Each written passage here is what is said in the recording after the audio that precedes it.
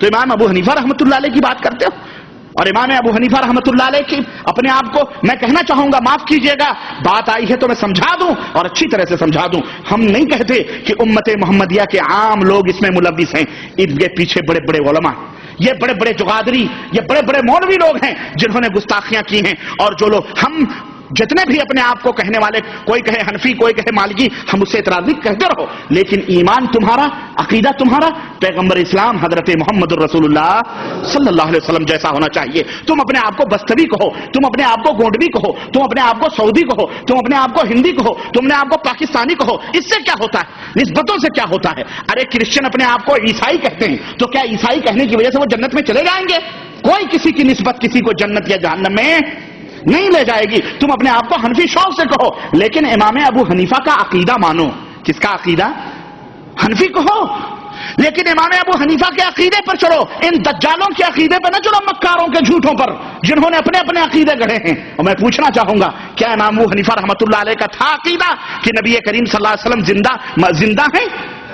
کیا تھا یہ عقیدہ امام ابو حنیفہ رحمۃ اللہ علیہ کا؟ لیکن آج ہمارے ملکوں کے تقریباً 75% ملا نے یہ عقیدہ رکھتے ہیں کہ نبی کریم صلی اللہ علیہ وسلم زندہ ہیں، اور زندہ ہی نہیں ہیں بلکہ باقاعدہ ازواج مطہرات پیش کی جاتی ہیں نعوذ باللہ، اور باقاعدہ آپ ان سے شباشی فرماتے ہیں. کیا یہ امام ابو حنیفہ کا عقیدہ تھا رحمۃ اللہ علیہ کا؟ نعوذ باللہ. کیا امام ابو حنیفہ عقیدہ تھا کہ مرنے کے بعد تیجے دویم سویم 40واں فاتحہ کرو؟ کیا امام ابو حنیفہ رحمۃ اللہ علیہ کا عقیدہ تھا کہ عرس اور میلے کے ڈیگے ٹھنکاؤ؟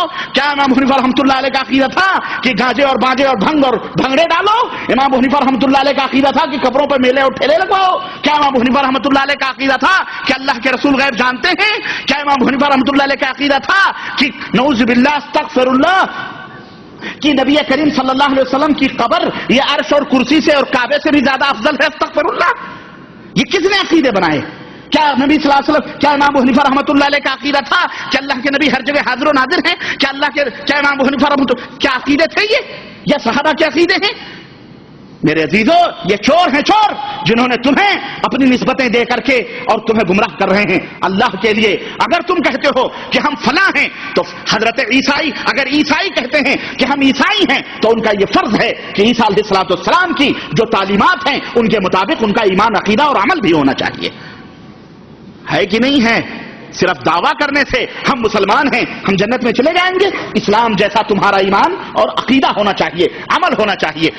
کوئی نسبت کسی کو جنت میں، نسبتیں کوئی کام نہیں آتی، خون اور رشتے کوئی کام اللہ کے ہاں. تم نسبتیں لگا کے ڈفلیاں پیٹ رہے ہو، ہاں، قادری بن کے، نقشبندی بن کے، سہروردی بن کے ڈفلیاں پیٹتے رہو. ہم جنت میں چلائیں گے، دامن پکڑ کے مچل جائیں گے، دامن پکڑ کے مچل جائیں گے قیامت کے دن. وہاں دامن ومن کچھ نہیں ہوگا، سارے ننگے دھڑنگے اٹھائے جائیں گے، سارے ننگے دھڑنگے اٹھائے جائیں گے، مادرزاد ننگے بغیر ختنہ کیے ہوئے. نبی علیہ الصلوۃ والسلام فرماتے ہیں اٹھائے جائیں گے. تم پکڑ کے لٹکو گے کیا وہاں پہ؟ نہ کپڑا ہوگا، نہ بستر ہوگا، کچھ نہیں ہوگا. دامن تو ہوگا ہی نہیں، تم لٹکو گے کیا پکڑ کے؟ مچلو گے کیا پکڑ کے؟ یہ بتاؤ.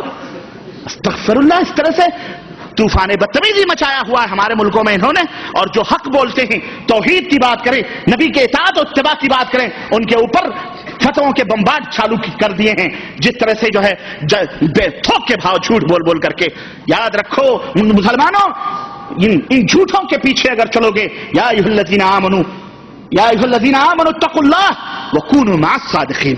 اللہ نے فرمایا ہے کہ اے ایمان والو، اللہ سے ڈرو اور سچوں کے ساتھ رہو، سچوں کی صحبتیں اختیار کرو، جھوٹوں کی نہیں. میرے بھائی، میرے دوست، مومنین کا راستہ، نبی کا راستہ، مومنین کا راستہ، صحابہ کرام کا راستہ. صحابہ کرام حلوے ماڈے کرتے تھے، صحابہ کرام رجب کے نمازیں پڑھتے تھے، یہ جو بدعت کریں. صحابہ کرام پھلجھڑیاں کھولتے تھے. صحابہ کرام نے نبی کی قبر پہ جا کے کبھی دعائیں کی ہیں. صحابہ کرام نے نبی کو زندہ، کیا کیا میں بتاؤں. اور آج تو باقاعدہ جناب علی نبی کو کسی حجرے میں بند کر کے سمجھ رہے ہیں نبی حجرے میں بند ہے. اور یہ نبی تو نبی رہے، ان کے بزرگ بھی کہتے ہیں. حضرت جی کی ایک تقریر نام کی کتاب ہے، حضرت جی کی تقریر، اس میں لکھا ہوا ہے ایک بزرگ مر گئے. وہ مر گئے تو ان کا سینہ مرنے کے بعد بھی دھڑک رہا تھا. کان لگا کے سنا گیا تو آواز آ رہی تھی الصلاۃ الصلاۃ الصلاۃ الصلاۃ. استغفر اللہ. ان کو دیوانگی آ گئی. یعنی کتابوں کے اندر اس طرح سے لکھی ہوئی بات. استغفر اللہ. یہ فتویٰ، یہ مفتی ہے، یہ مفتی ہے، مفتی ہیں دارالعلوم، بہت بڑے دارالعلوم کے، میں کیا کہوں. اور سنو، یہی نہیں، یہ دیکھو میرے پاس اخبارات آئے ہیں، اخبار کی فوٹو کاپیاں کہاں کی ہیں؟ یہ ہمارے گھر کی نہیں ہیں، یہ ہندوستان شریف سے آئی ہیں، بھارت شریف سے. بھارت شریف سے. ہاں شریف ہے، بھارت بھی شریف ہے.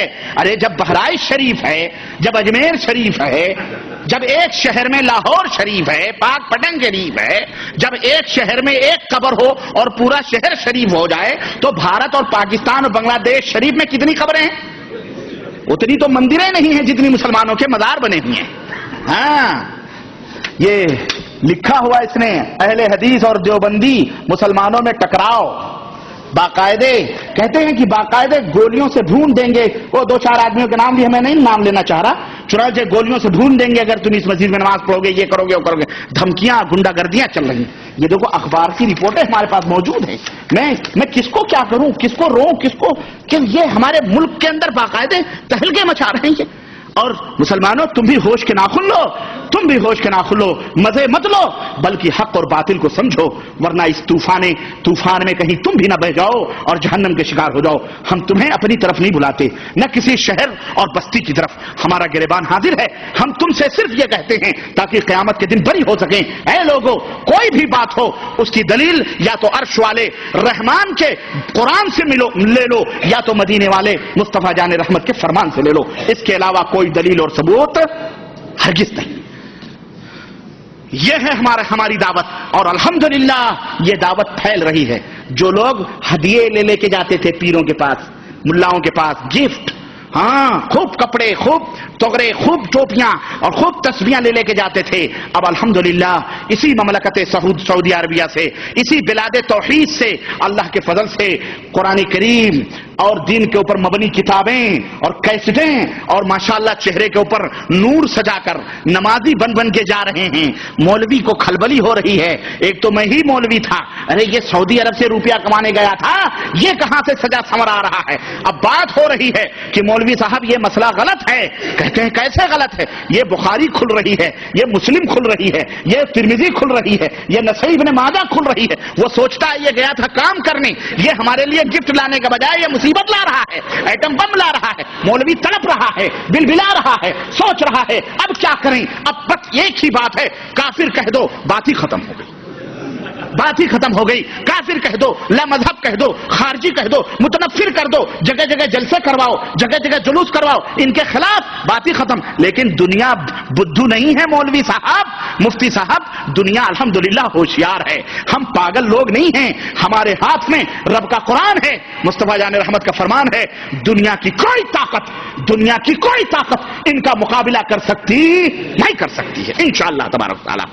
اللہ کے نبی صلی اللہ علیہ وسلم نے فرمایا ہے المرء مع من احب، کہ آدمی کا حشر اسی کے ساتھ ہوگا جس سے وہ محبت کرتا ہے. یہ معمولی نہ سمجھنا، تم جس کے ساتھ محبت کرتے ہو قیامت کے دن اسی کے ساتھ تمہارا حشر ہوگا. اگر کرکٹر کے ساتھ، ہیروین کے ساتھ، ہیرو کے ساتھ، اگر کسی بدذات، بدعتی، مشرک کسی کے ساتھ تم نے اگر اس طرح کی محبتیں کی، یاد رکھو انہی مشرکوں، انہی زانیوں، انہی فاسقوں، انہی بدعتیوں، انہی عیاروں، انہی